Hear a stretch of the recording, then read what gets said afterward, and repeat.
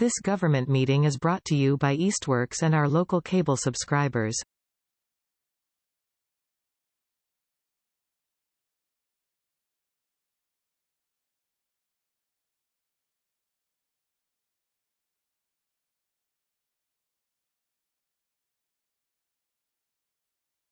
Welcome, everybody. Today is Monday, February 26th. This is the meeting of the Energy Advisory Committee. Are you going to sit over there now? Yeah, is that okay? I'm going to move to the other side. Okay, cool. That'll work. So, see here. It's just easier because I have to stay close to the big TV. So, yeah. Thanks for everyone for bearing with the logistics setup here. Running a few minutes late, so that didn't help. This is the February 26th meeting of the Easthampton Energy Advisory Committee. Jamie Paquette, the chair of the committee, joined by committee members John Pepe, Cassie Eckhoff, Connie Dawson, Josh Rosenblatt via Skycam. And yes, so let's get into it. We've already had a quick discussion about the minutes, which were sent before the meeting, but no one's really had a chance to review. So we're going to push the review and approval of those to the next meeting, March. And that will bring us to the public speak portion of things. I see we have at least one guest joining us today. Were you here? Anything you wanted to talk about? Mike? No, nothing specific. I work for, I'm new to the energy industry. I work at a Westfield, but I live in Easthampton. And just trying to get a sense of what towns, kind of use my own town as sort of a learning opportunity. Okay. Welcome. Thank you very much. Yeah. Yeah. Okay. Welcome. Can I ask what? Yeah. Thank you. What's the industry you work in? What part of it? It's solar, but we do like EVs and heat pumps, and so it's sort of we're trying to go after the whole electrified home. Cool. Got it. There's certainly a lot happening in that sector, in that part of the world right now, for sure. Yeah. Including one or two things that we'll certainly touch on here today. But okay, well, welcome again. Thanks for joining us. Moving into the next portion, I guess there was nobody else here to speak, right? Committee updates. I'll give a quick update on my or just fully escaped my brain. Aggregation. What's that? No, not aggregation. That's coming up. No, the Bees Committee. My participation in the Bees Committee. We had our first meeting there. It was basically just sort of a get to know everybody, try to figure out what we're doing, sort of thing. It is going to be looking at things around pollinators and native plants, making ours a sort of bee city, which is the official designation that we can go for, but also prioritizing some other things. There's definitely some overlap here in terms of energy projects or things that may happen that overlapping with the climate action plan that we've been talking about and working on. And so our next meeting is next Monday. One of the things we're going to be doing there is coming up with a list of priorities. Everyone's supposed to be bringing their list of priorities to that meeting. So if any of you have anything in that realm that you think is significantly important. Can I interrupt you? They want a designation of what is it? It's a bee city, BEE, like the insect. And I guess I don't really understand how our two committees do function. Like, I don't understand what they do or what they intend to do that's different from this committee. Well, so there is more focused on it's kind of the space where our committee, the conservation committee, agriculture committee, things like that overlap. Right, so there's members of each of those committees on there, plus a couple of members of the public. And Councilor Zarrett, or some of the other councilors there. So the focus there is going to be on policies and things that we can do that promote pollinators, promote healthy ecosystem. So things that go beyond just energy, right? So there's an energy component to that certainly, and things that overlap with what we're trying to do from a sustainability, environmental quality side of things. I guess I just feel like it would make more sense for there to be one committee subcommittees. with That the was- umbrella of what the B committee is saying their agenda is and what we are. It seems like it might just be a committee that focuses on all those things. I don't know, but we can talk about it another time. Well, no, just quickly, what I could add is that, there are elements of the climate action plan that are probably more relevant for the Bees committee to take on, but the climate action plan at this stage is really your guys' baby. So it makes sense for us to be at the table of, hey, we're working on the climate action plan. It's going to include things like a no mow May or converting lawns to pollinator gardens and things that people talked about at our listening sessions that people were really interested and excited about, but maybe don't make sense for the Energy Advisory Committee to pursue, but will still be included in the plan because those are things that folks can take to try to reduce their carbon footprint, as it were. And seems like there's a good potential for the EAC to be part of the conversation that they're having in terms of what they are doing from the climate action plan.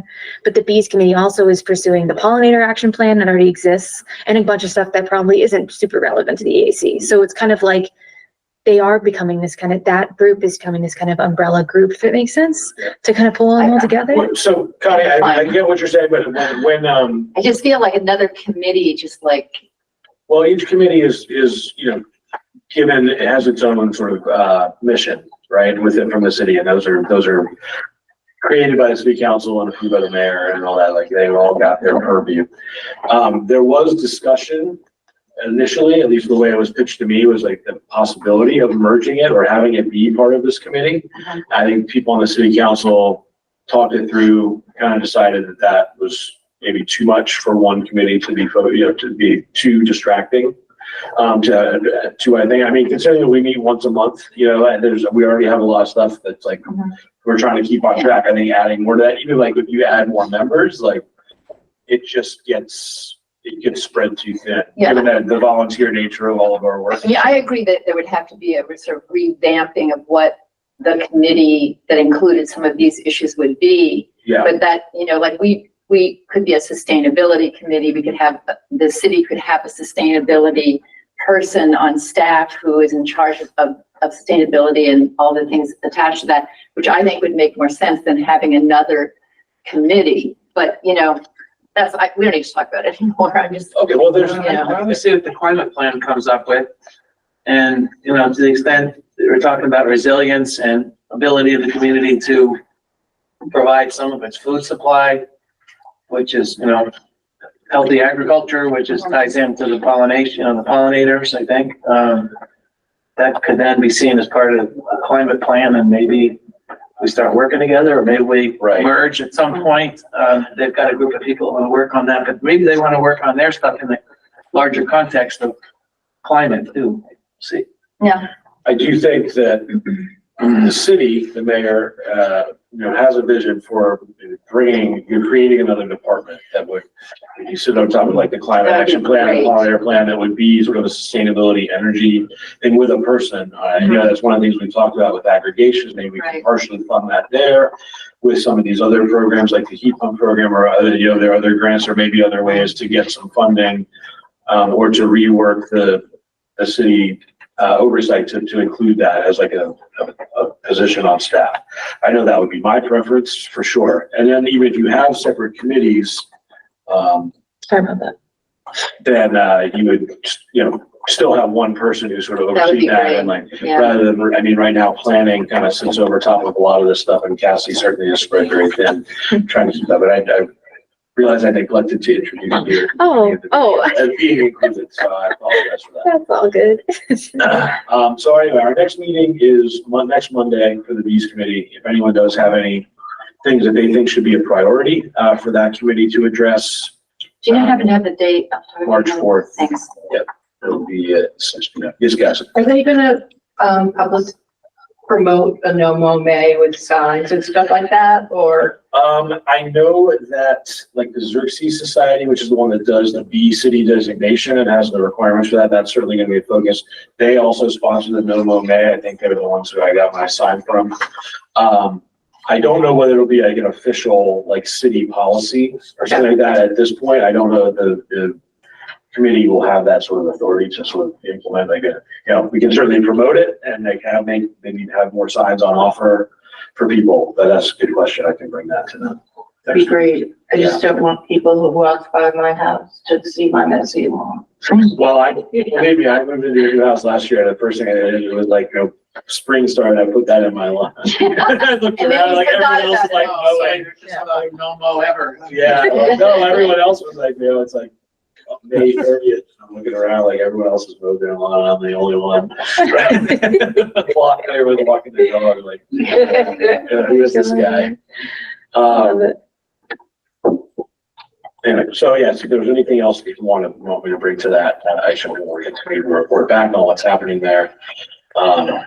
And anything that's related to this. And it's related to the climate action plan. So why don't we go, Cassie, you want to update us on where we're at with that? Yeah, so thank you for Jamie and Cassie. Connie, you didn't go to the last meeting. We did the meeting with the Weston Sampson. Mhm. That was the last thing I think that happened since we spoke at this meeting previously. And we talked to them about the comments that you guys all were able to generate and give to Weston Sampson. I compiled them. So we talked about those comments and how they plan to tackle those things. One of the things was for sure having more exact cost estimates for things. They cautioned about saying, one, it's difficult to have an exact cost estimate for things because we don't know when they'll be tackled, what the financial situation will be, the cost of whatever associated with it will be into the future.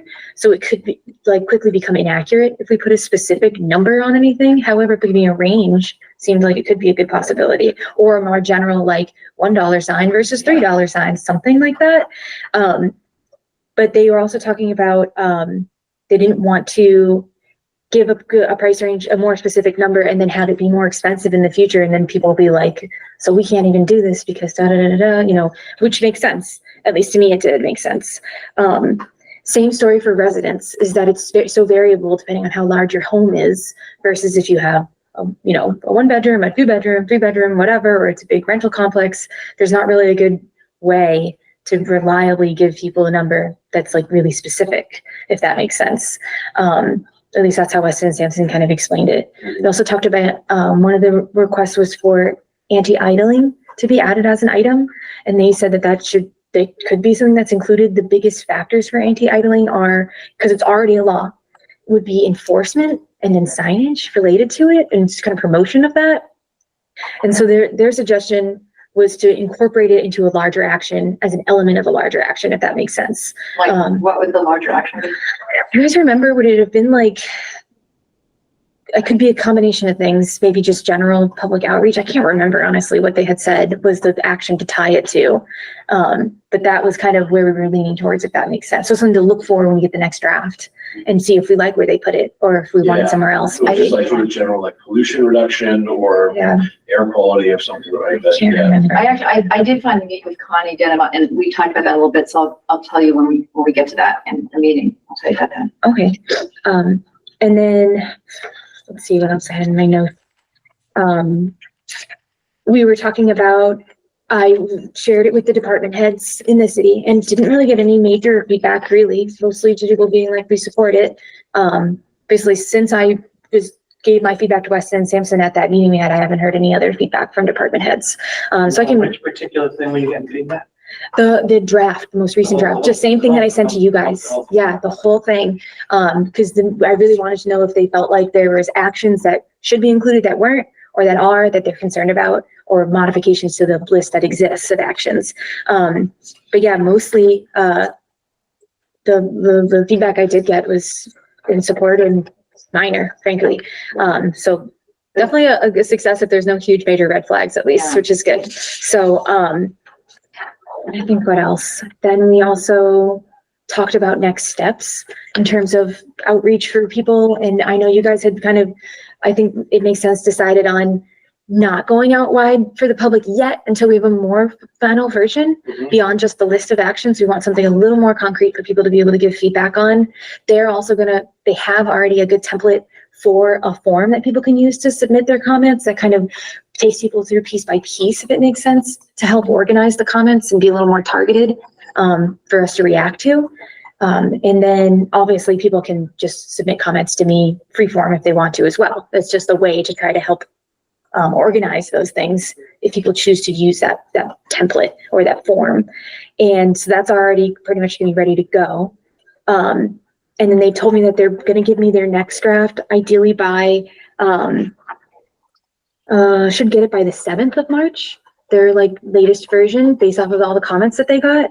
And hopefully it's a little more, I think, fleshed out in some of the other sections that we haven't seen yet. I don't think it'll be like a final version by any means, but that's what I'm expecting. One of my question was if you wanted me to start reaching out to the different boards and committees, or if we should wait to see what's in this newer version, or even just wait for a more final version like we were talking about for the public outreach. I feel like at this stage, let's see what they give us on the 7th, and then I can email to you guys and say, are you cool with me sending this out to other boards and committees or no? And we can go from I there. feel like that would make more sense. Okay. What do you guys think? Great. Okay, Great. cool. Thanks. Okay, and then the last thing was, two things. One, they started like a share drive for photos. If you guys have any photos that you want included in there, so you guys can ask other people about it. Just make sure we get like the credit. We want to make sure we have like they have a template document in there to be like, we want to give people credit where it's due if we use their images in the draft, in the final plan. But that's in there. I just want to make sure it's okay if I shared your guys' emails with them to do that. Okay, I need to just do that. I have a note for myself to actually finally do that. And then the last piece was that we talked about potentially doing a little an art contest for the cover, and from students particularly, or younger people. We didn't flesh out really any of the details of that at all, but I just didn't know if, as a group, you guys thought that was a good idea. It could be a cool tie-in, yeah. If we do because you guys are thinking about a letter to the future, you can be like, this is what a youth person thought was a good idea for the future, and I don't know, could lead into that, or like we could talk about it maybe somehow in there. I like that idea. Yeah, okay. And then I think one of the questions would be, this I just was thinking about it as an option, not really having a good rhyme or reason, but we could say, okay, anyone under 18 can submit a possible cover, and then have a prompt for it would be something like your vision for a sustainable future or a carbon-free future, or I don't know, but I feel like we should have a prompt or something. What I would need to do is talk to the city arts coordinator, Pascalina Azzarello, because she, I would hope, has experience with this and kind of can give some pointers and maybe giving like a framework to do this. I've never done anything like this. Can you delegate that to the school committee?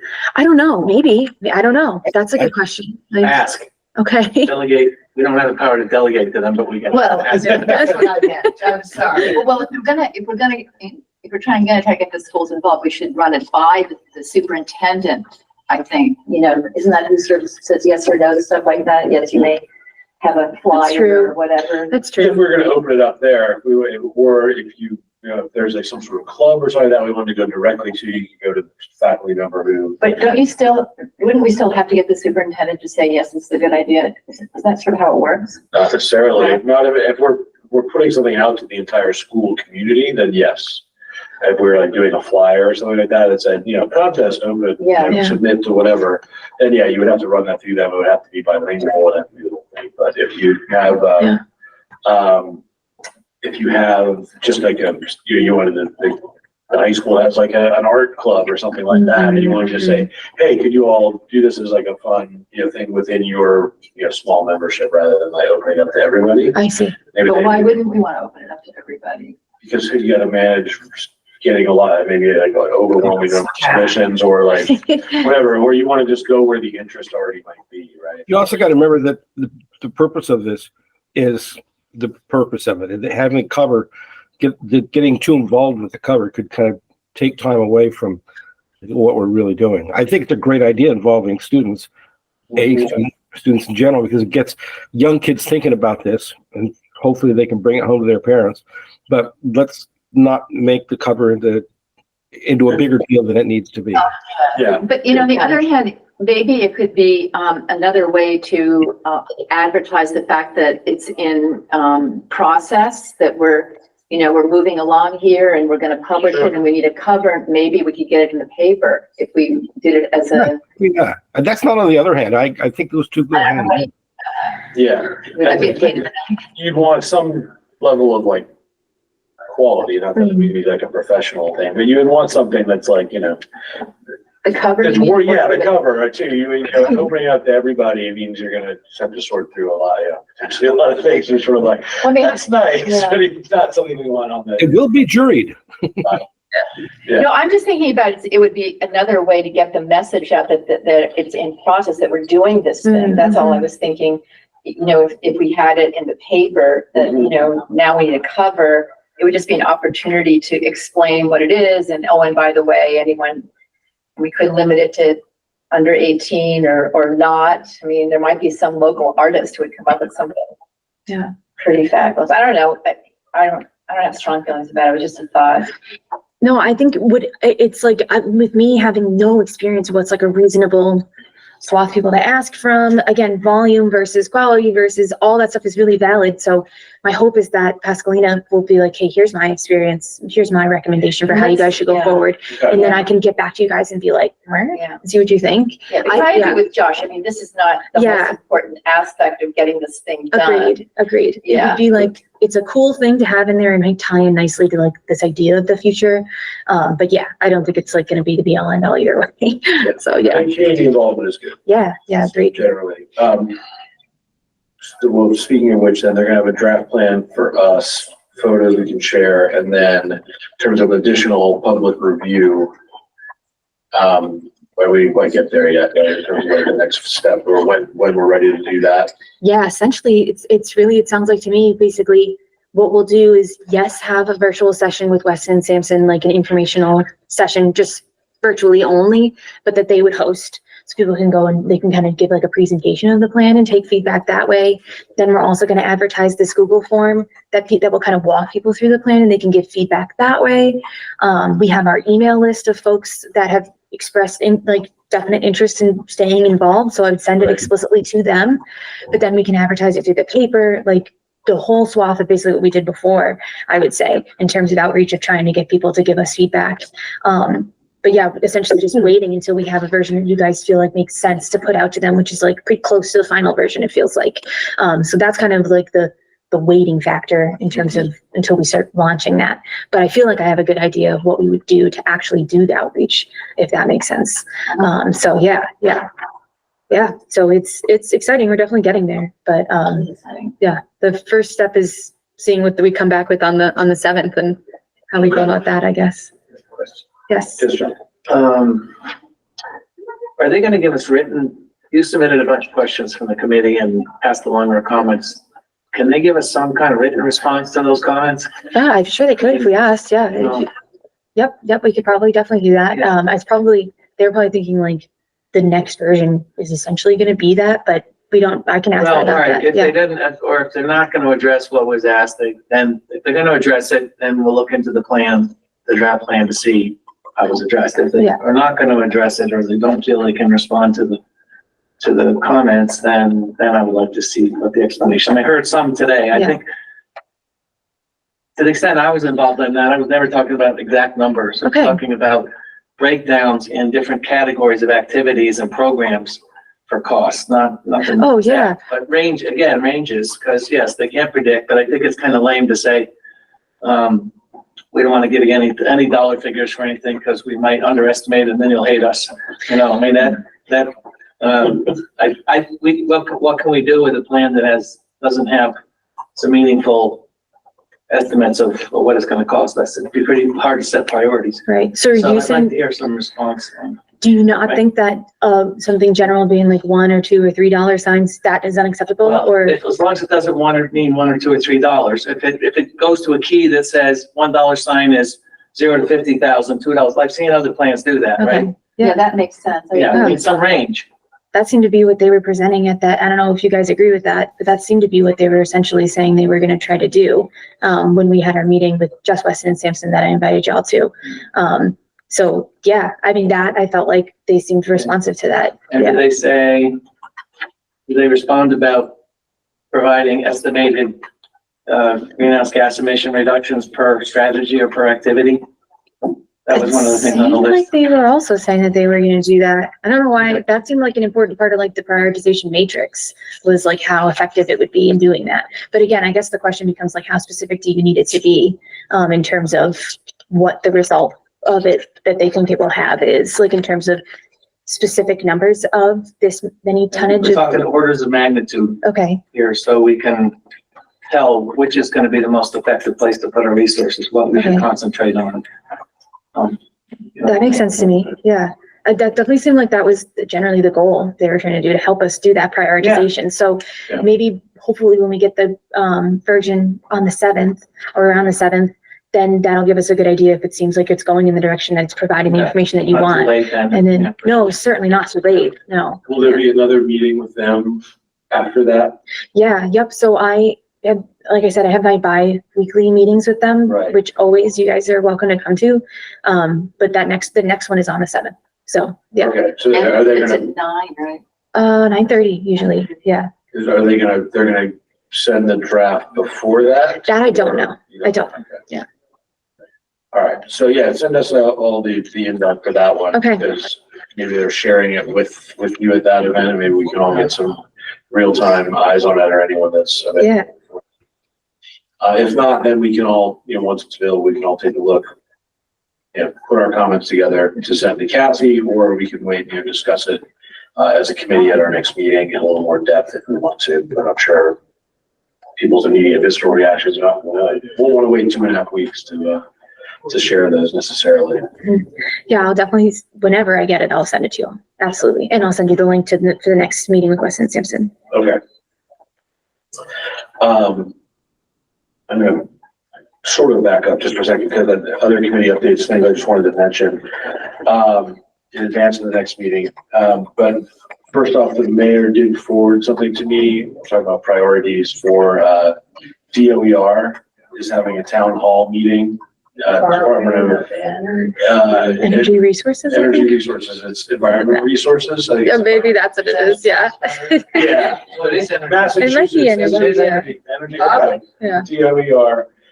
They have a town hall this Thursday at 11:30, that you can sign up for. That's gonna help them prioritize, what they're working on. Wait, this is about the aggregation? No, that's, I'm waiting, I wanted to put this out there before we get into aggregation. This is kind of back in the committee updates part of it. So what is what is this meeting about with the DOER? DOER is having a town hall that is open to anybody, basically, to go in and help them, tell them what their priorities should be, or help them figure out their Okay, priorities for the okay. coming year.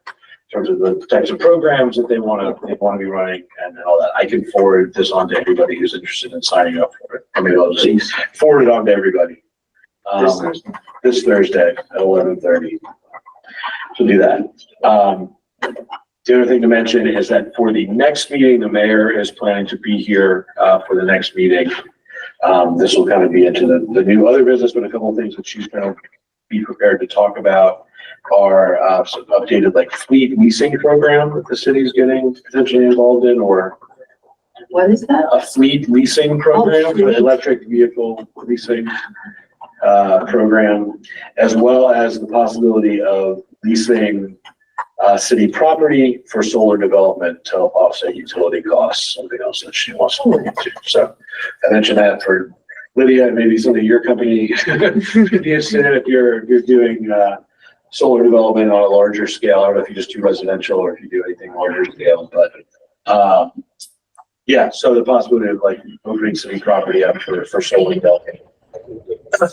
City can't take on anything themselves, but there should be some options there. So I just wanted to get that out before we got too deep into some of the other stuff here, just to put that out there for in the back of their mind.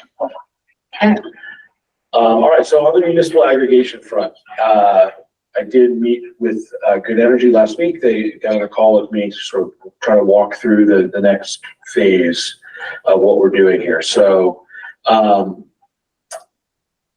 right now, the thing that we need to do is to get into the public comment period. So basically open plan review period, which is a 30-day period in which the city puts out legal notices, puts out notifications, gets word out that this is happening, and invites people to comment, people to give feedback on what the aggregation plan looks like. So there's like a draft plan that's put out there. There's a program website that'll be put up.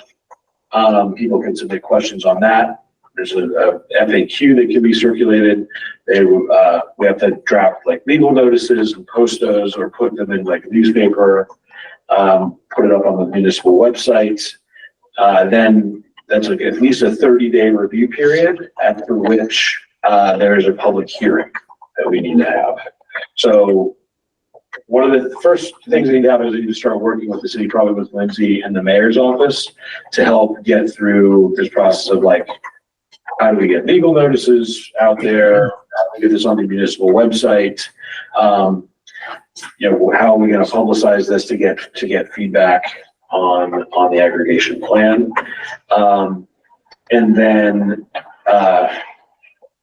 then we need to figure out where we might want to post things as well. If anyone has any ideas, right? They're posting it into like Facebook groups or any other, putting flyers up. We can post flyers in businesses as well, potentially. Anything that would get this in front of the public and allow people to take a look and review it.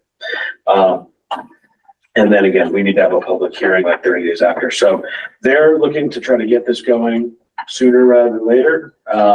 Everything is kind of done on their end. I just 10 minutes before this meeting got an updated aggregation plan, like the plan that we're going to submit to DOER for the first round review there. But this is the type of thing that we can go public with. So I got to review that, but there's a whole education plan in there as well, which sort of outlines a lot of this process of like getting the word out, helping people understand what's going on, things that we can use. I will share that with everybody after the meeting. So that Including the plan? there's also an updated, yes, the education plan is part of the overall plan that we'll get submitted. So then the question becomes, I'm assuming that they actually will orchestrate all this, right? That's sort of part of what they do. They do a lot of it, yes. There's some stuff the city has to do, right? Like we have to update the municipal website. We have to put a notice in the newspaper or whatever. That all has to come from the municipality. But they'll give us the wording. They'll give us, all that stuff will be, yes. And like I said, they're going to create a program website like for Easthampton specifically that will have the plan up there that people can go to and review. I'll probably answer their questions, like those sorts of things. The exact order of how all this stuff works is still a little bit Byzantine, but that's bureaucracy for you. But I did want to see if we could maybe try to target a day or two that might work for people for like a public hearing, like in the evening. Probably in April. So, and then not something that we all necessarily have to be there for, but certainly like I will be there, and Good Energy folks will be there, and maybe the mayor or somebody from the mayor's office. And we would probably need to grab, one of the larger conference spaces upstairs for that. So, anybody, I know April includes a school vacation week, which could be the issue. When is the school vacation week? It is the week of April 15th to the 19th. Okay. Which also April 15th is like Patriots Day, so that would be a closure for the municipal offices. Right. But maybe, possibly that week beforehand, although actually I'm going to be gone starting on the 10th probably, so. But, Well, I don't know, I might not be able to attend any of it because I'm about to be a grandparent again, so you should do it around. nice. Yeah, so I have no idea when I might be ready. Okay. I'm happy to say. Well, I would throw out, maybe April 8th as a possibility. It's a Monday. Or then, April 22nd is, I think we'll have a meeting that day. We do have a meeting that day. We could try to look at sometime that week, April 22nd or the 26th. Would you need me to be there or no? Because both those are Probably conservation not. commission meetings.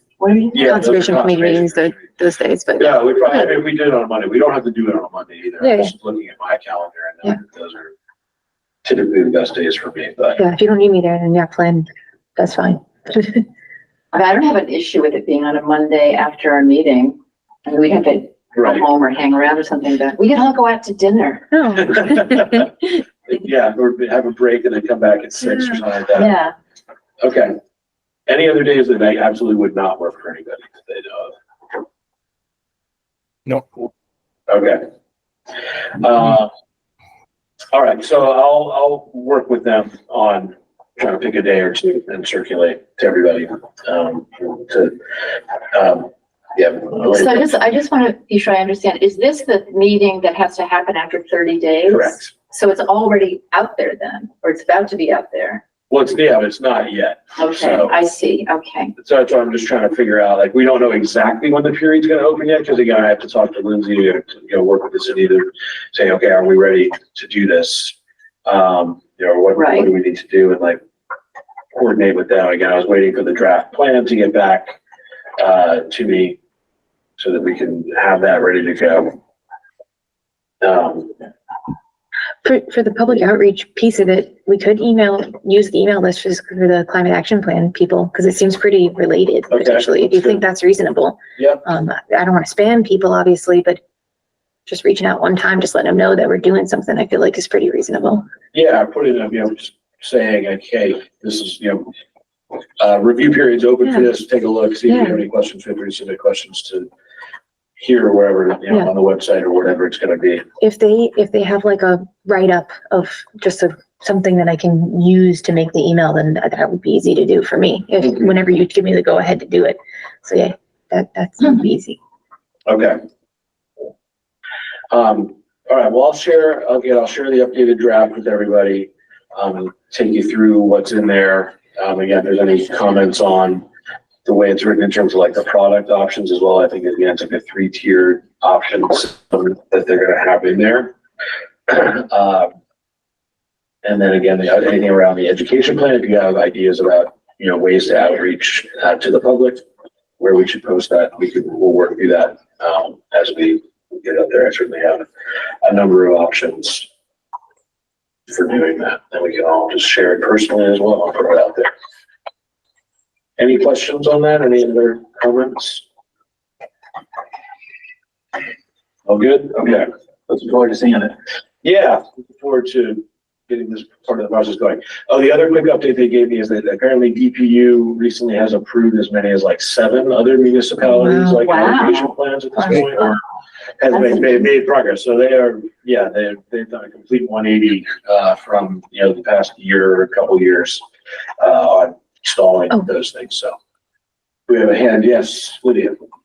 Sorry, I don't know if it's okay if I talk during the meeting, but you're rolling that meeting out is the same time as Earth Week. So any sort of Earth Week and Earth Day stuff, like Owen Zaret does the cleanup. And there's like networks for all the Earth Day stuff. So you could probably push it through there too. Good idea. That's like the week of the 22nd that week, or? Yeah. Okay. That's a good thing to peg it to, Cool. for sure. It gives us. Same for the contest for the cover. Yeah, I think so for sure. And other cap stuff, Yeah. if it's like, I don't know how far we'll be at that point, but yeah. Okay, great. Then, full steam ahead with that, hopefully. Let's move on to, our typist is caught up here. Connie, you all good? I'm fine, yeah, go ahead. Okay. So then moving into the heat pump pilot program, we do have the draft RFP that they sent out. I sent it again. I don't know if anyone's had a chance to look at it and have some comments on that. But if you do have them, let's, Just quickly, the comments that I did get from folks through their emails to me, I sent those along to them okay, back in like January. right. And they gave us an update that it's basically, if there's questions or things come up, they're happy to hear them and receive those things.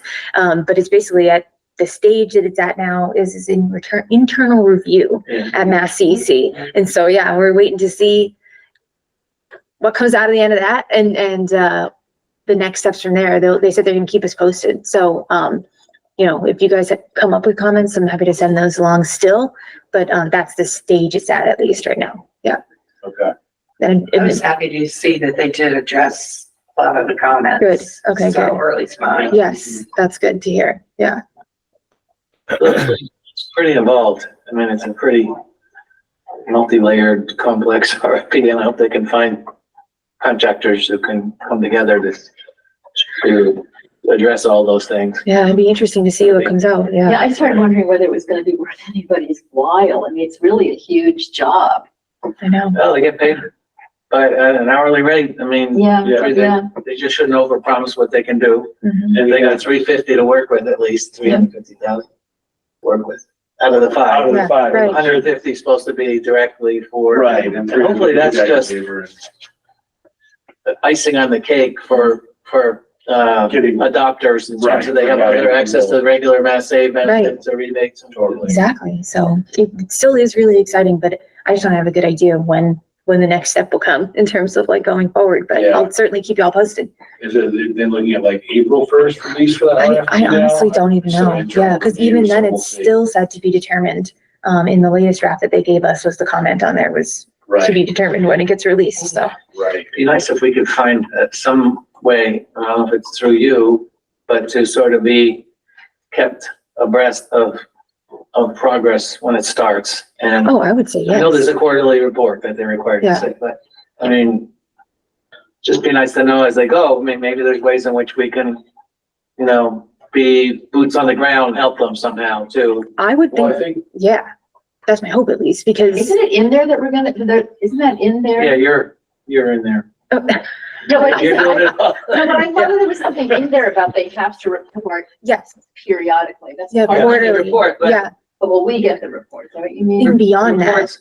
we will get We don't the wanna I wait until- don't know, I just want to, I'd like to maybe know on a monthly basis at least how progress is going, and what issues they're running up against. So more I think we would- casually, not something written, but just something like I maybe think get. we would invite them to our meeting on a Yeah. regular basis to come and spend 10 minutes talking to us about what's going on. Well, my hope was to be like either if we have a sustainability coordinator by that point, or if we don't, just still try to be like the de facto like liaison of like, because they're gonna need someone from the city to be talking to them during it. It's either me or whoever the sustainability coordinator is, if it exists at that point. You, Northampton, and their Exactly. project manager should be talking. Exactly, and CEC. So like state, Northampton, Easthampton, and whoever this person who wins the RFP is. And so, yeah, I would hope even maybe just if in an informal sense to like stay connected and be like, how's it going? Like, what can I do? Like, things like that. Because I want to know, honestly, just see how it goes. And I want it to be successful. So Yeah. we should be able to hopefully help. Well, again, I think if we can get them here, maybe not every meeting, but at least maybe like every other meeting or something, like that, to just come and, either virtually or what have you, just Right. to tell us what's going on and what they're doing, and, progress or obstacles or what have you. Yeah, And this kind of, you're talking about sustainability coordinator, we've already talked a little bit about this and I sort of rolled this in here with this sort of like bigger picture opportunities thing. The first thing I put in here was this REAP grant info, which I did share with you all too, and then when I sent via email, because somebody reached out to me on LinkedIn and was like, hey, are you doing any of this in your energy committee? And I said, well, no, we haven't really. He's like, well, this is available to I people. did look at it and it wasn't clear to me who was eligible for the program. I didn't look at it that carefully. No, it's- Geographically, yeah, we are eligible geographically, so yeah, types of. We are or not? We are. East We're Hampton- I plugged 50 We're basin. rural. Well, okay, that's what I plugged wasn't 50 sure basin about. and said Okay. you're eligible. 50 Yeah, basin. you just put, if you put the East Farms Hampton out there. code. So what types of borrowers are eligible? Rural small businesses, so any small business, we are qualified as a rural, so if you're based in East Hampton, you would qualify, or agricultural producers. So there's loan guarantees, there's grants, there's all sorts of things that are available to people for renewable energy systems, and energy efficiency programs. So this is, beyond what Massachusetts, what Mass Save might be able to do. This is like federal government program, like federal government money that is available to people. And it just, it's the type of thing that probably a lot of places don't know exist, or, they're Right. looking through options, like it's another arrow in your quiver in terms of like, figuring out how to pay for this or how to make it work financially. Okay. So again, it's not something that we have any control over, but in terms of like, as we're promoting things and even like, from a climate action plan standpoint, or, a heat pump, Yes. thing that's like helping people walk through this process, like this is something else that might be available to folks, right? It's not just state money. It's not just this, new program that we're rolling out. This is another thing that could go hand in hand with that. Right. And then on top of that, right, it all plays into this ongoing thing we're talking about, which is like the electrifying everything. I just got another thing from Rewiring America recently, which is, they're really rolling out their own sort of guide. Like, you're a renter, you're a homeowner. Start here. We're going to tell you everything you need to know about what you can and what you need to do in your house. We're going to walk you through it step by step. We're going to help you, connect all the dots in terms of like what grants or what, financing or what financial things may be available. So I encourage everyone to take a look at the Rewiring America website. I signed up. I haven't really gone through it myself for my own thing yet, but it's on my agenda to do. For your own house? For my own house, yeah. And again, they've got a whole thing for renters too, which is great. So again, from a climate action plan standpoint, we're talking about actions renters can take, things that, that are out of their control, but they're, this is what they can do. It starts to really, starts to drill down on that. I think we share that grant announcement, with the, Chamber of Commerce and see if they would distribute amongst their membership to let them know. I think it's a good idea. I can do that because. Yeah. For NEIC or whatever, yeah. Okay, yeah, that would be great. Yeah, let them know that that's something they can do. So Can I just anyway, ask you, is Electrify Everything also an organization? it's What is more that? just like kind of the mantra of Okay. moving towards a fossil-free future. Okay, but it's not like a website. There may be an organization or something that has used that, adopted it. I don't know the trademark. Okay. But like, that's just kind of the adopted slogan. Right, Is, okay. electrify everything so that you can run with renewables. So between the heat pump program, aggregation potentially, which can carve out a piece of revenue that could help fund, somebody that's overseeing the implementation and the running of that program as part of wouldn't be able to pay for an entire person, but maybe part of a person. Again, so with green communities, just kind of the next thing we can talk about, what sort of grant opportunities we may have with that. Anything else that we might be able to roll in that can push us towards, having a department or having a sustainability or energy person on city staff that can really be the point person to keep all this stuff in orbit. That's my goal, is to find a way to unlock all this and put all these pieces together. So as far as like green communities go, and the potential grant proposal, So I'm still working on getting the answers for the last report that we submitted. There was like 3 questions that they came back with for corrections to the report or just more information requested. And I have 2 out of 3 answered. So I'm still working on the last one, which is related to the, some more specific data for the high school solar and the Oliver Street solar. So I'm kind of have to like do a little like digging to get that, unfortunately, but I'm working on it. But everything else is done, but we need to finish that before we can go for the next grant, or any kind of like grant thing like that. And I think I said this last time too, I still need to figure out what the latest like ponds is, or the description of what the grant options are.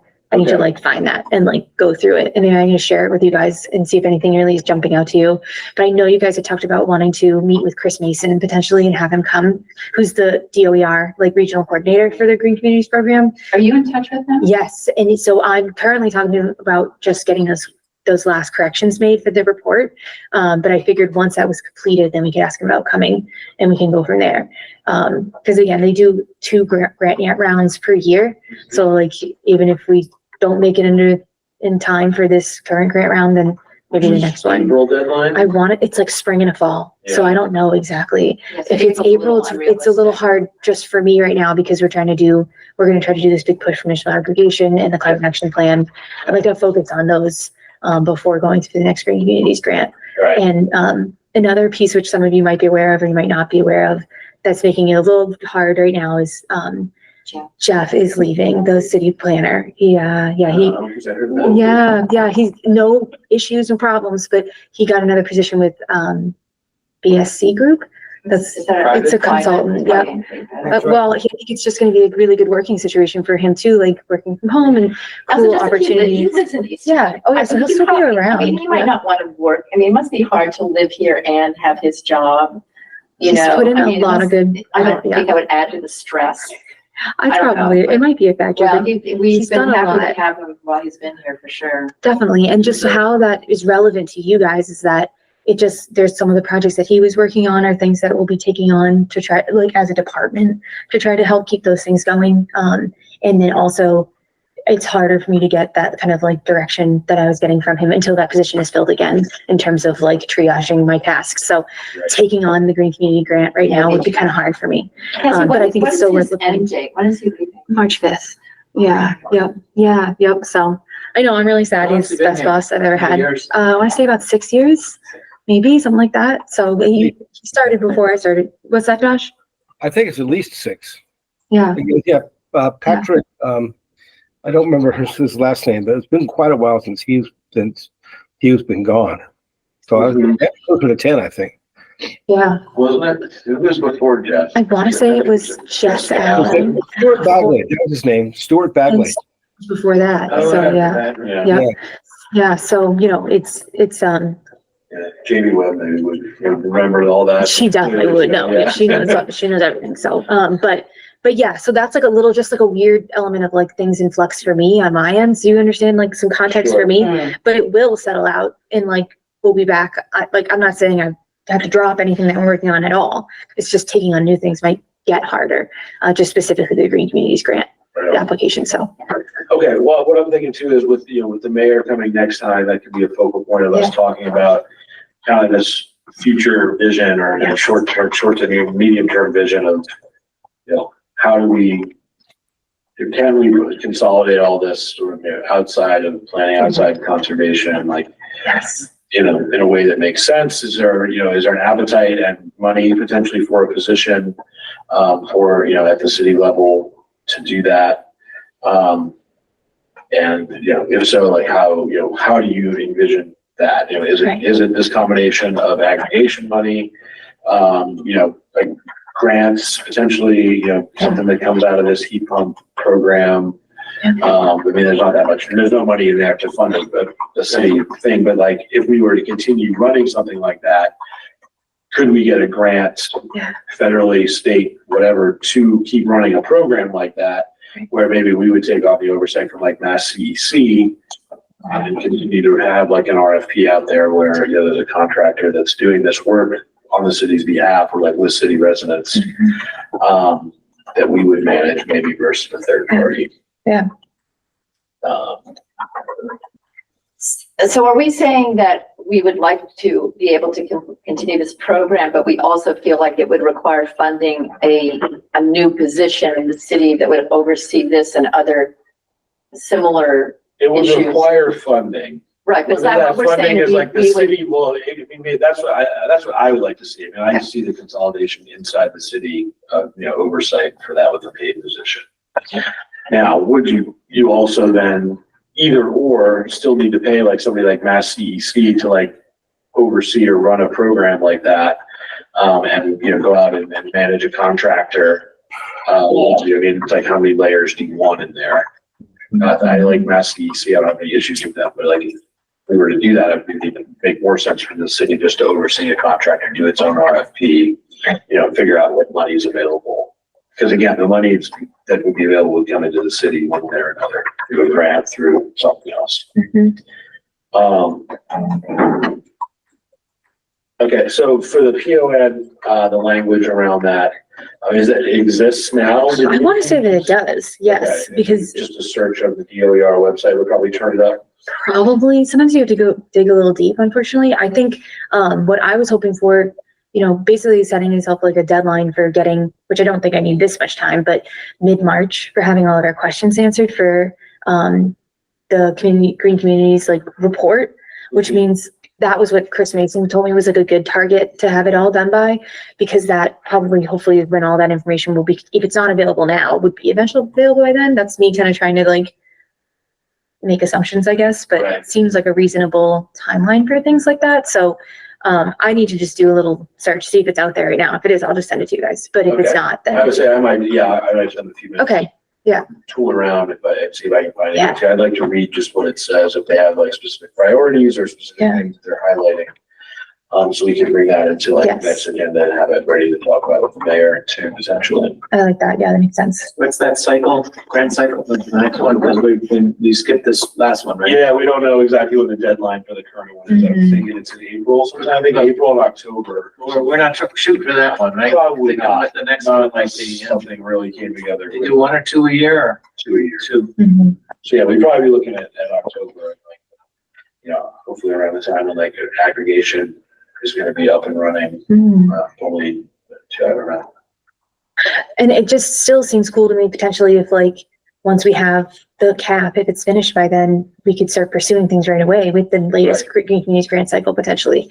It would be cool to be able to do that. We don't have to do it that way. There's other things that we could probably pursue, but Right, could be cool. definitely. Okay, so we'll report back on what that's talking about, what that looks like for next time. Mhm. I've kept the school bus electrification stuff on here. We were talking about when we went to the school committee, the finance subcommittee. Well, it was just public comment period. All we could do is say, we had a conversation with the prior school committee, finance committee, subcommittee in September. And there was some enthusiasm and some concerns about our proposal to them, proposed resolution that they take on or Right, issue. And, then that, what's his name, Marin contacted me just before the election, more or less in October or something, to say, we're ready to have you come and bring that to the school committee. And we talked about the advisability, since there were a couple of people who were not so sure they wanted to go on their way out. move forward with what we're suggesting. Let's end this, the end of at least two people's terms. Yeah. Let's wait. So that's what was finally arranged, and Amy and I were there. We just spoke, and this is what we told them. We reviewed that history at the public speak, and then I left, and you hung out. And I hung out. Yeah, I mean, again, we were just reiterating our desire to get a chance to present to the whole school committee on, the school bus electrification issue and what we'd like to see. What is it that we want to see? We would like to see the school committee take the lead on, pushing for this in their next contract negotiation.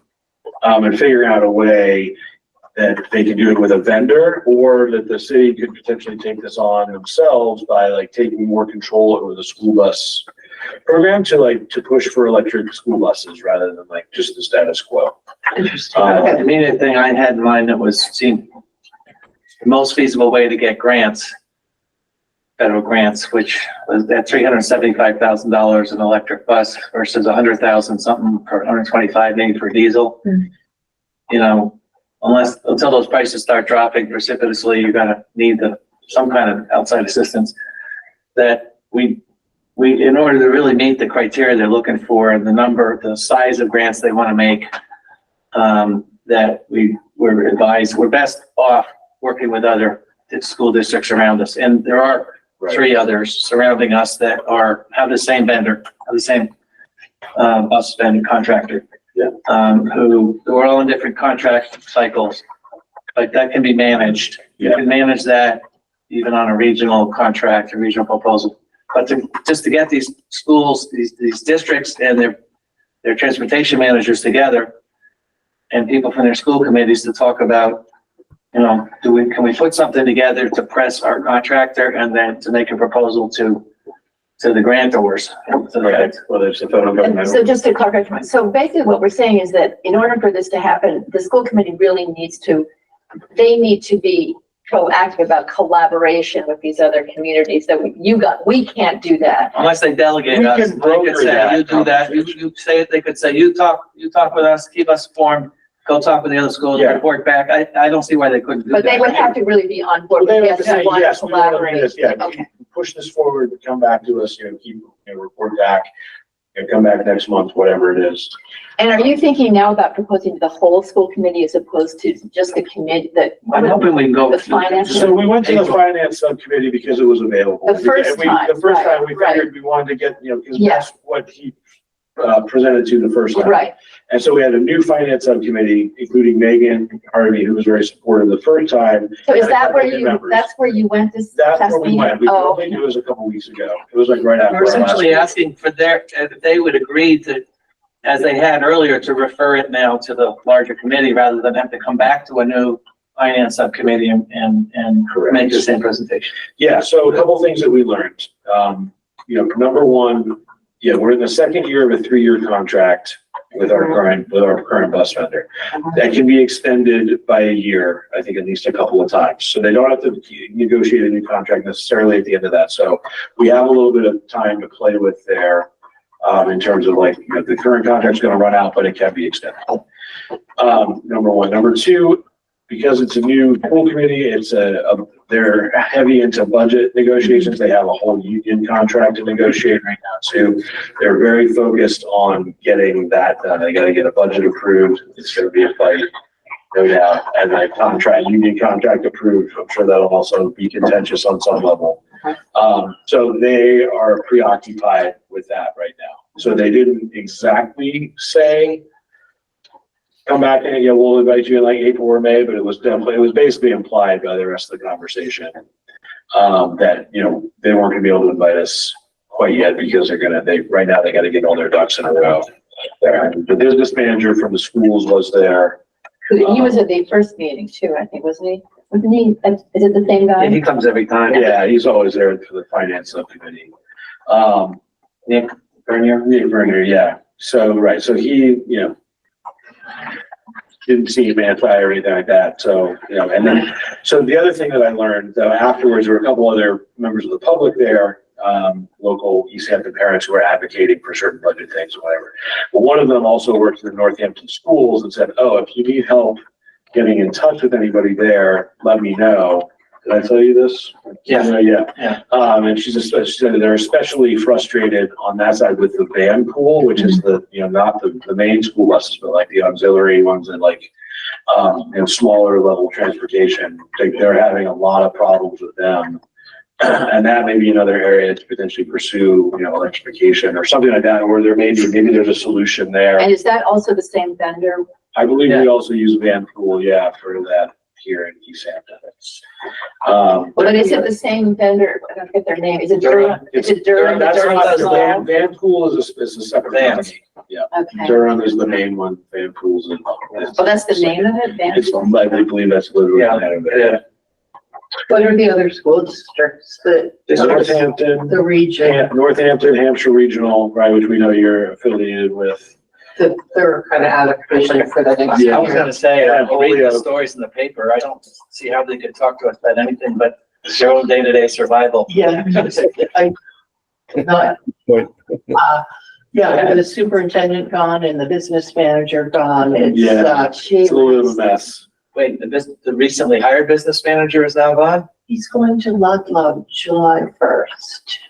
Okay, he lasted about 4 months. And they still don't have 6 a months, contract. whatever. Yeah, It's no good to see union there, yeah. contract, it's a hot mess. Yeah, it's not great. One thought there is to try to make contacts within the school committee itself, or even the town. Some of the towns I might be able to Yeah. dig up some of the names of people who, because they had submitted for a grant proposal on the first round as one Some of the district. small, As one elementary district, schools, and right? they were Yeah. put on a wait list or they didn't get it, whatever. And so there's interest there Right. beyond the school staff and administration.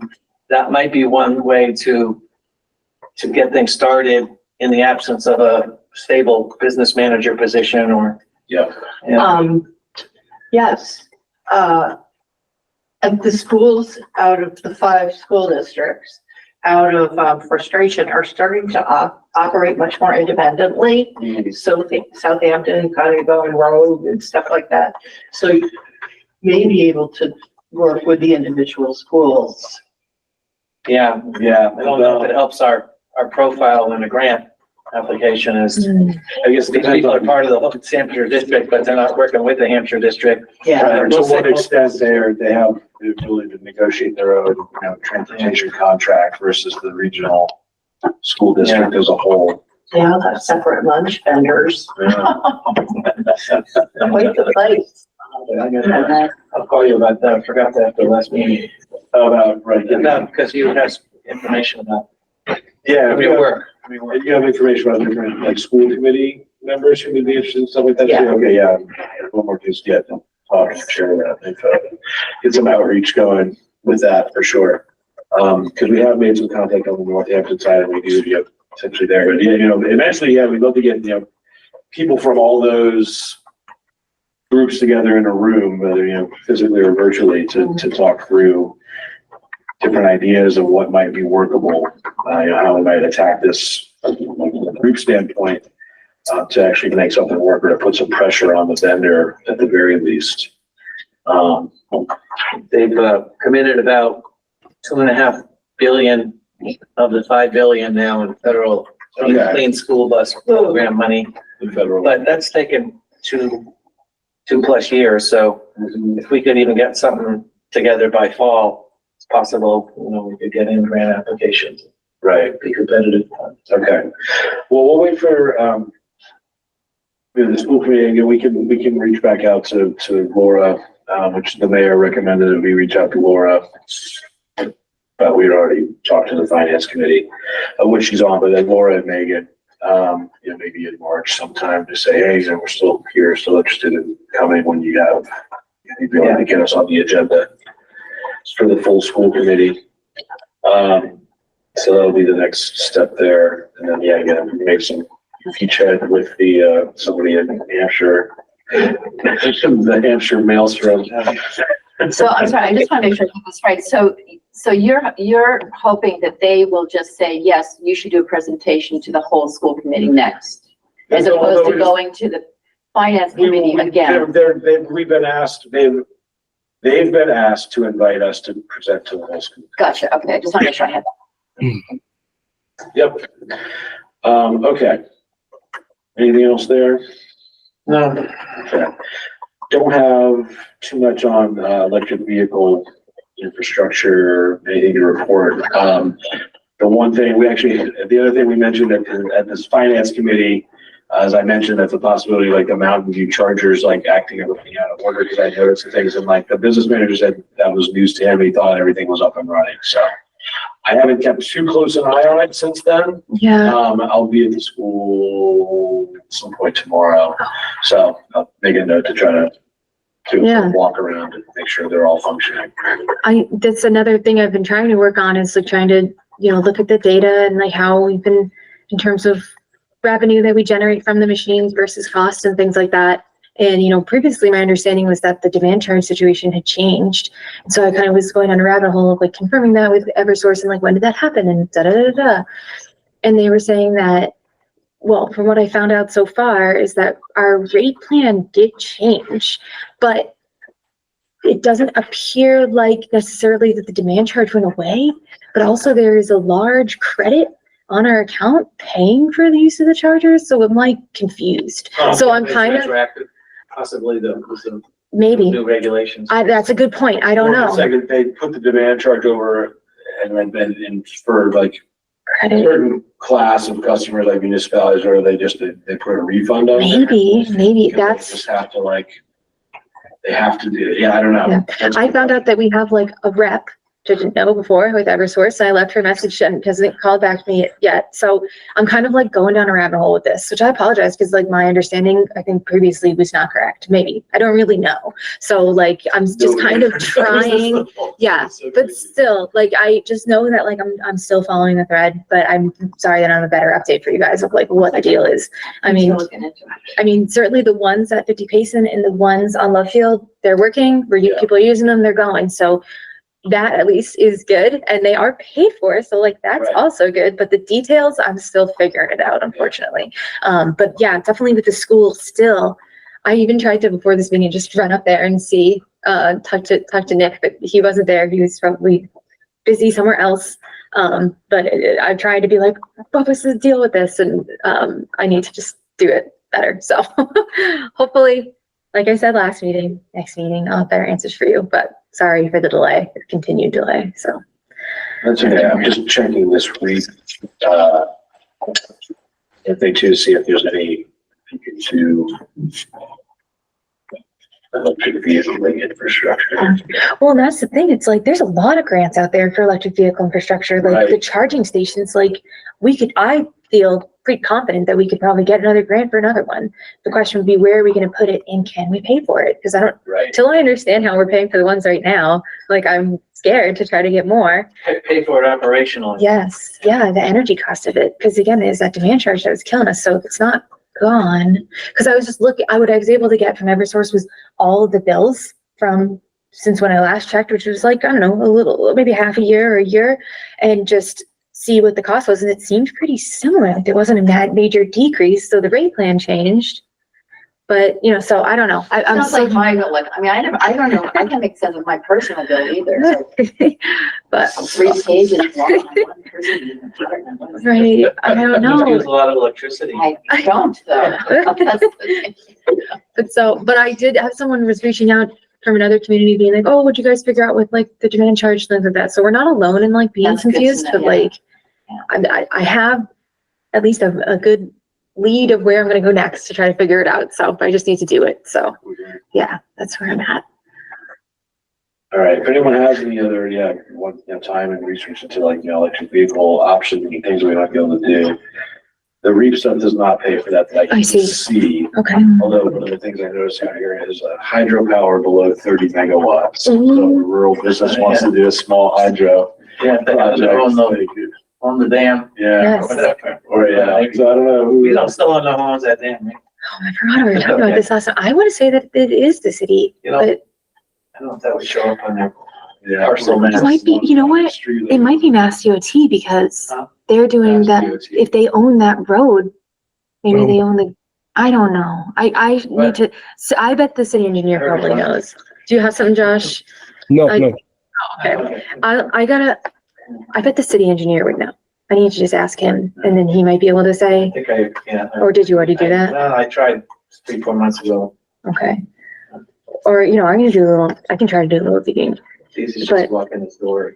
Yeah, again, the 2 big notes that I have are just like Office of Dam Safety. They're like in charge of it. You have to everything needs to be cleared by them, which makes total sense. And the other piece is you definitely need to get permit with the Conservation Commission, which I don't know how much of a hurdle that would or would not be. It might be pretty easy because it's still not ground disturbance. I just don't really know what's all They're involved really with talking it. about altering the ecosystem and as far as I can tell. I mean, there's some building going on, but the water's already being held back by the dam. And if you're gonna let it go, Right. you're just controlling the flow and directing. I don't. There just would be. I have no idea what the Conservation Commission do. I should know, but it's so confusing, but there could be other things I don't even know what they are, other state permits that need to be obtained. I just need to think about in such an idea of such a project is the permits would need to be figured out because they will be some, but I don't know enough of what they would One of the be. first things is to you find out who owns it, Yes, who operates it, to the extent it's maintained and or adjusted, I don't know if they do some seasonal adjustments on the height. There's all these gears and things there. yes, And the other one is, have somebody who's competent, try to do a measure, a computation of cubic feet per second Mm. flow of that thing, because that determines a lot about the possible economic viability of a small hydro. Yeah.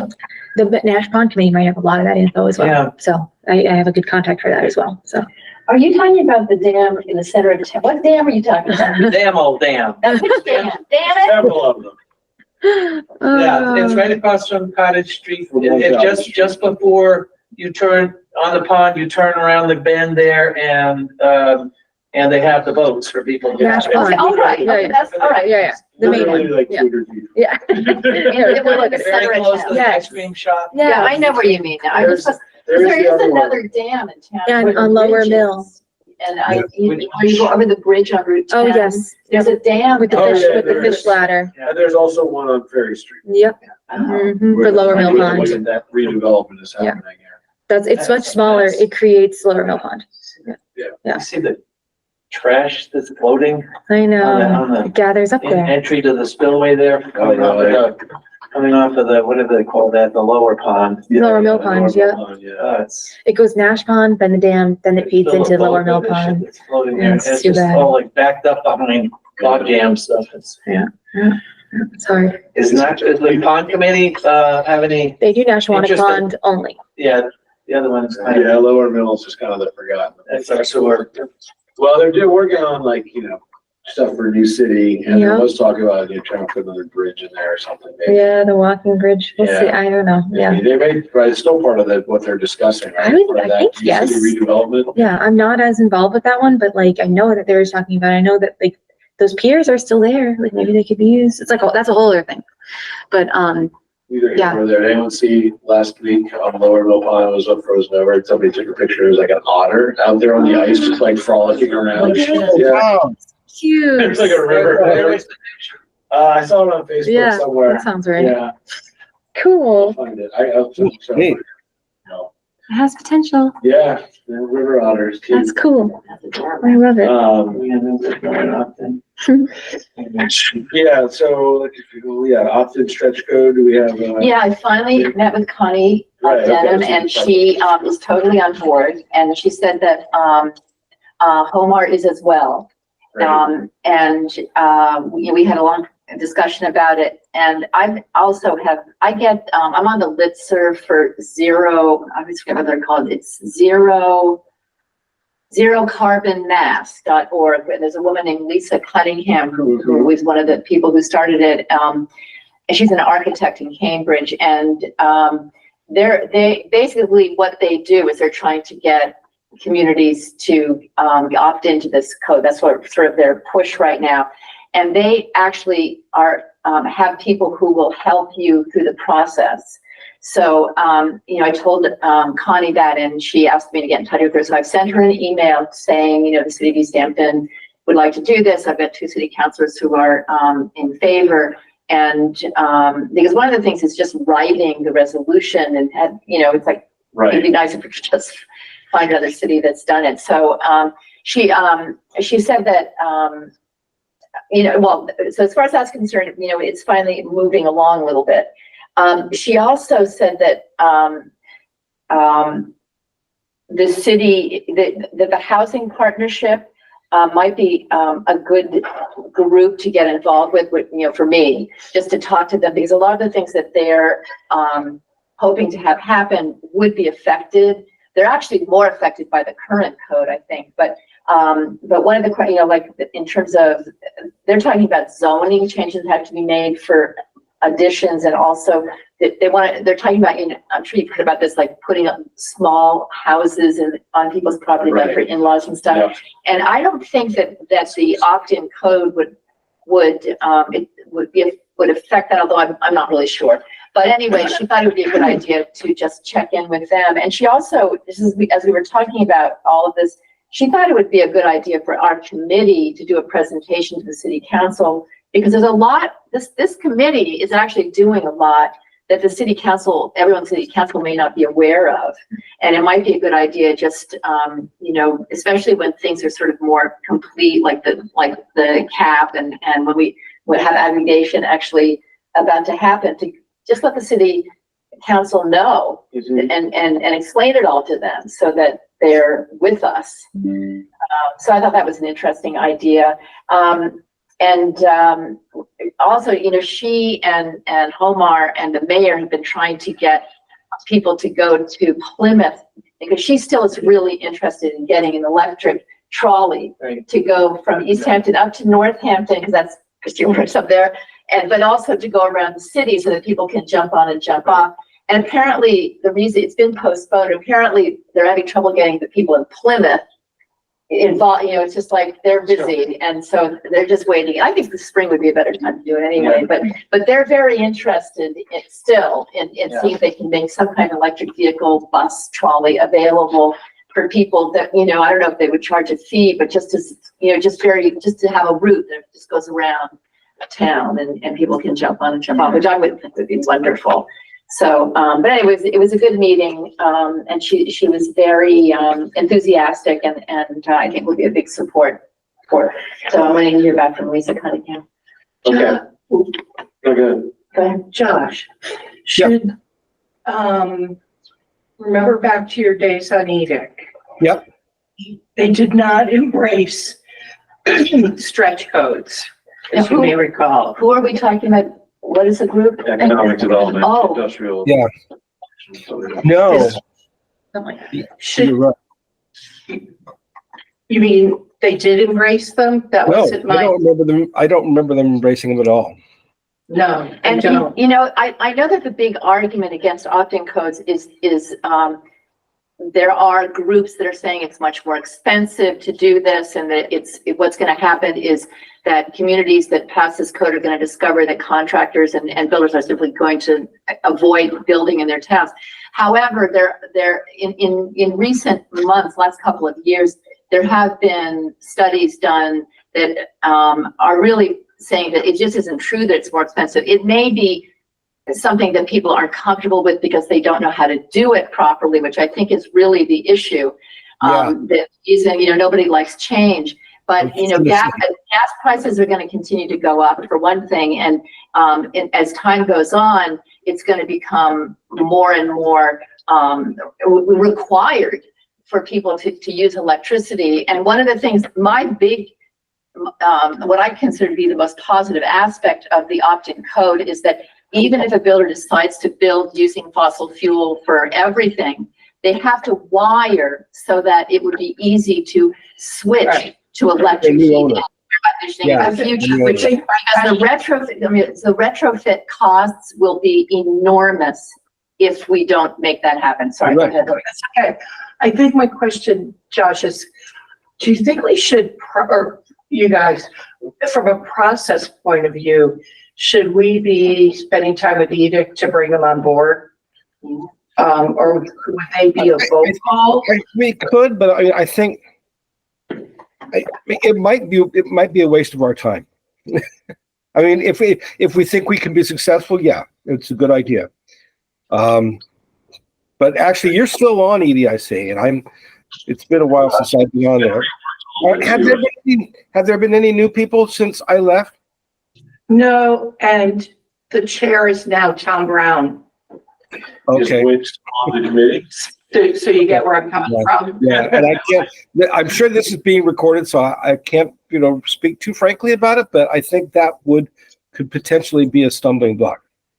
Is Gwen still on the committee or no? She's on, but not the chair. active. Okay. One thing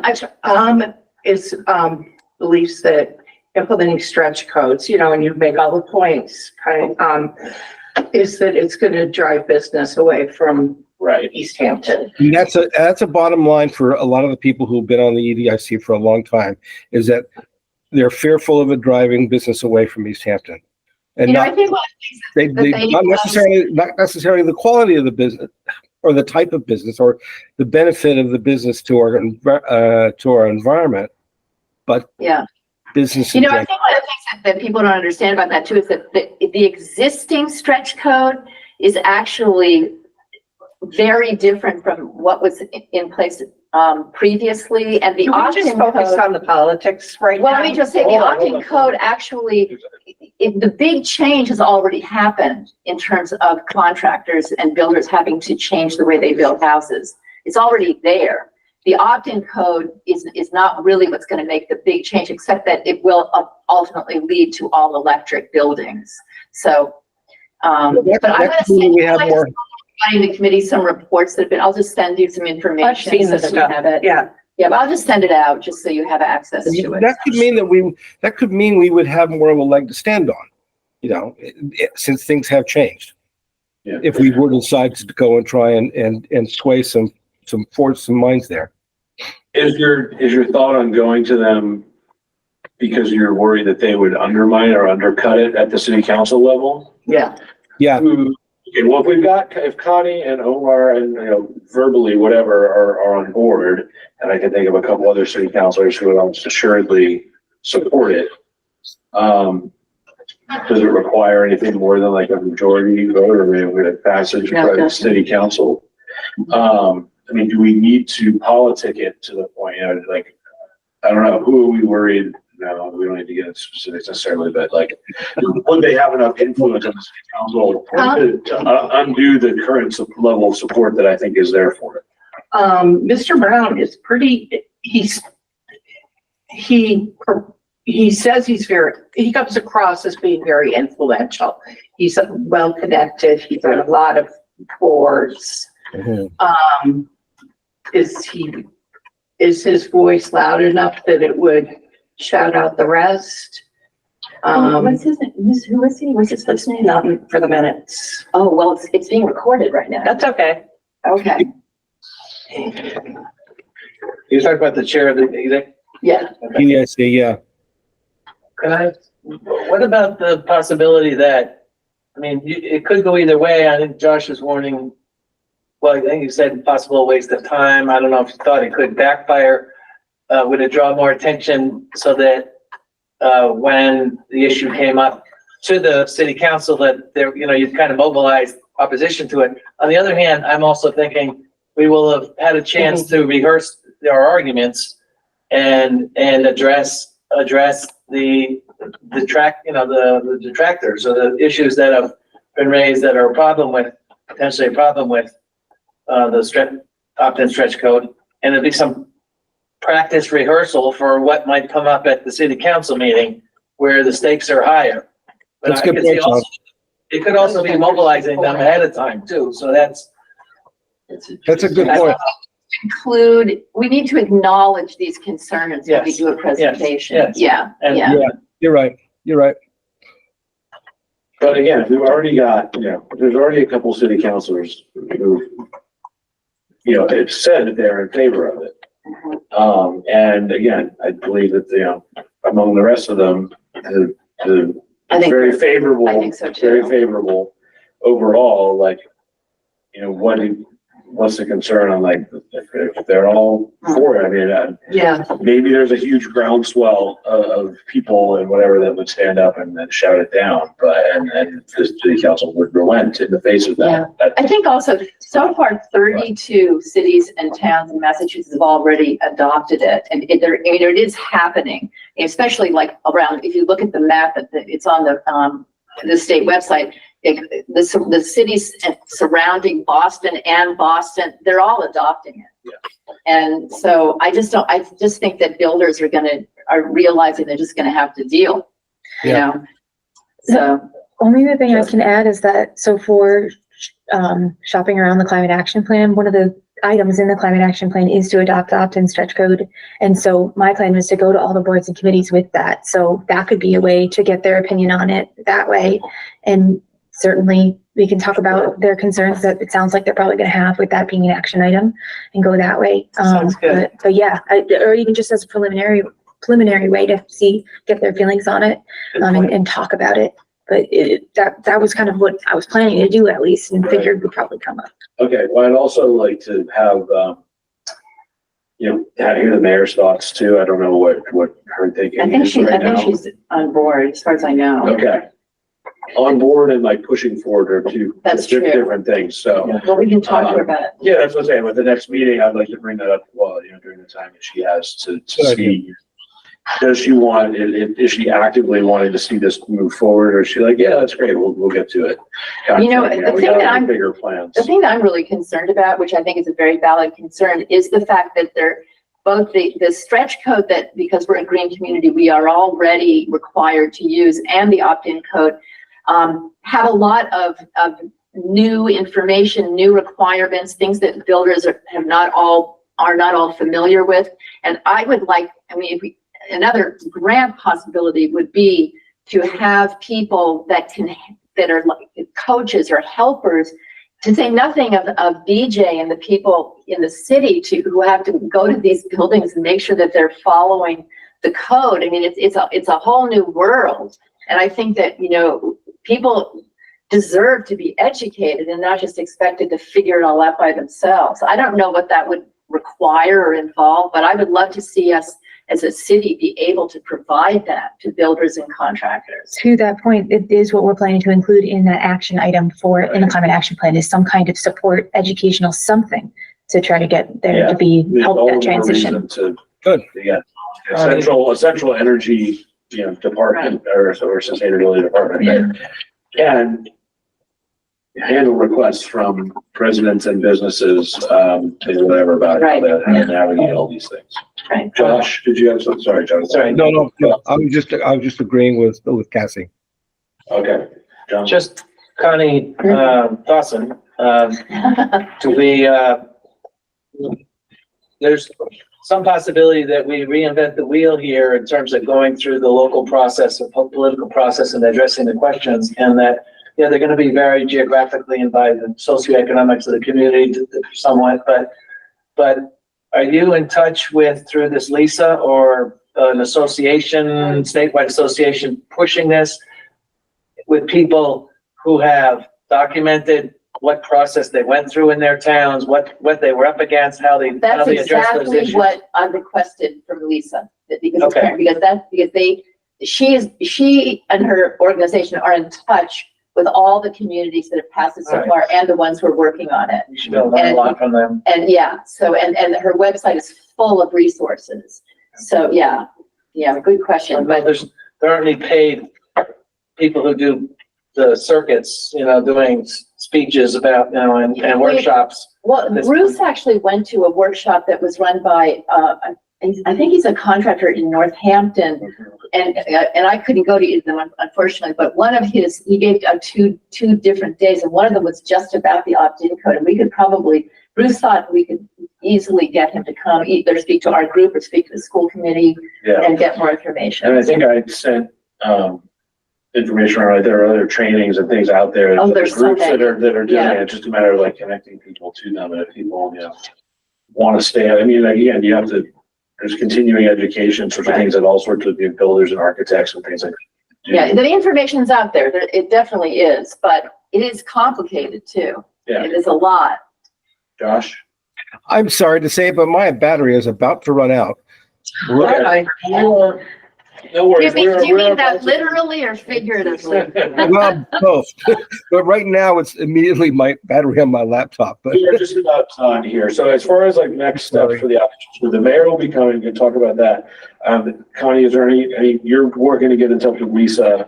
You're right. I'm waiting to hear back. Waiting to hear back. Yeah, and then I'm going to work with Connie. And if the city council would like us to come and present what we're doing at any time, like tell them, the door's open for an invite. Okay. So if they I'll let want to her know. invite us in the area, I'm happy to show up or Okay. whoever else. To talk about what we're doing overall, talk about stretch code, Okay. whatever else it might be.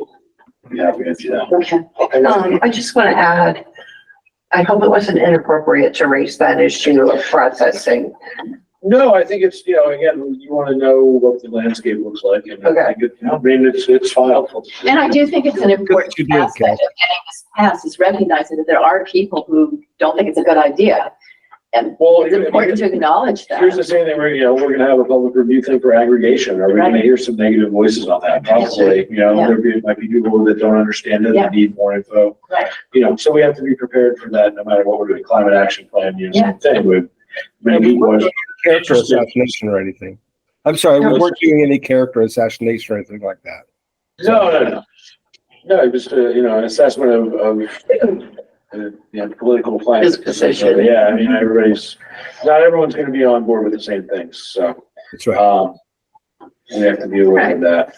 I have a couple of announcements before we close. All right, so we're moving into the new and other business thing. John, you have a couple things. Yeah, one is, I want to let you know, I have now a database that I've kind of, also an Excel sheet that I've synthesized from 4 different state spreadsheets that show different phases of solar development and math that carve out the RPS carve out 1 and 2 and the SMART program to show, so that we got in all one place, all these Hampton properties for solar, when they were, whether they're third party owned or not, who their third party was, when they were built, how much money was spent, and their kilowatt, production. And we have something like, if the database they're supplying is right, we have something like 22 22 megawatts worth of solar capacity in place in town. And I got, on the pretext of the EAC, what the pretext, but the Energy Advisory Committee wanting some information, the assessor provided me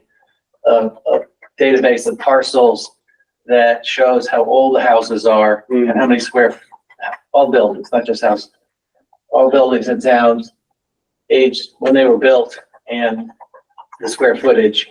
There's some other information, but the age is important with solar because of, you get back into older houses that don't have trusses, roof truss systems, they can run into trouble with having enough strength to support solar systems. Right. You know, and that's like stuff built before 1970 possibly. And it's interesting. It's an interesting distribution if you look at it in the years, starting from 1700 to 2000. How many? 1900 was a big year. They had like about 1,000 properties built. And that the actual reason is because I think the reason is because people don't know when the house built, and they said, "Oh, about 1900." So they put that in the database. But otherwise, it's more accurate as you get to more recent years. 70s was a big 70s was a big decade for building. I think a lot of residences. my old neighborhoods from the 70s. I think the plans is a lot of that's from the 70s too. Yeah. And one other thing, I'm going to try to organize a monthly, maybe to start, or possibly bi-weekly version of what they used to call, I mentioned this in another meeting in Northampton, they call it the green drinks. Back in the 90s and early 2000s, which was more about recycling people. At the field I was in, recycling waste management, they'd get together at a brewery or a place and talk about what they're doing and ideas and drink and whatever. I'm going to try to start something in town. I love that For idea. once, at least once a month. It gets more That's great. interesting. Because we really don't get the time that these topics deserve in our meetings to really hash them out, hash them over. So, And to hear from other voices and hear what other people are interested in, and get ideas from them too, for sure. particularly as the plan gets more solidified and we start trying to work on stuff to be able to find more people and reach out to more people. So, And do you have a specific plan? no, but I'm thinking maybe I'll try to figure something out that we can announce for April, but if we want to, yeah, I'm not sure how I get the information out. I'll ask Cassie for ideas. Yeah, my company does. Committees, We do, emails. we do networking events for the renewable energy industry all over North America, as well as. We're not inviting them. No, it's still local. We do local things too. We started in like New York City. We do it. We do it. And we bring everybody in and like we get sponsors and everybody drinks for free. which is- Oh, I like that even better. Yeah, but I don't know if We're not gonna get sponsored. we might. Maybe like, companies, you can look at global companies like you want to sponsor, spend $500 and River Valley. we'll put your name on it, kind of thing. And Valley like, Solar. then people drink on your tab for an hour or two. How about you drink on their tab if you walked or bicycled to your meeting, Yeah. and otherwise you pay for your own drinks. Or You can do that too. electric cars. Yeah. But anyway, I mean, Right, just if we're an doing something idea. like that, my company would potentially, we maybe want to do it as like part of our thing, and then we could put it out there and like get sponsors and like help promote it or something too, because most of the stuff we tend to do is local. It'd be fun. Got the breweries around here. Say it again, who are these networking groups for? Which ones? The ones you just were talking about, what is your business organization? Renewable energy companies. Renewable energy. People that work in renewables or clean tech or whatever, that's all. You're trying to you kind of headhunt, right? Or That's my company does, yeah, but we do these networking events is like a whole separate thing. I mean, I'm working on a bunch of them right now. We have doing 16 of them this year in different places, so. Wow. That's cool. Do you have to go and do toasts at all of those? No, I don't get to go to most of them, unfortunately. Oh. I'm angling for San Juan, Puerto Rico. There you go. Cool. Cool. Not going, Toronto in March, not as much. That's our Oh next my one. gosh. Yeah.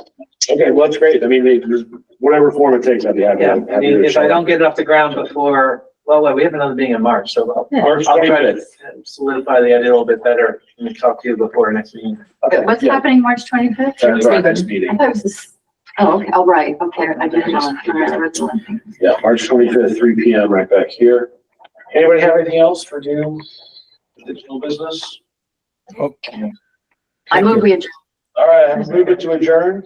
And I second. All in favor? Aye. Aye. Aye. Meeting is adjourned. Thanks, Josh.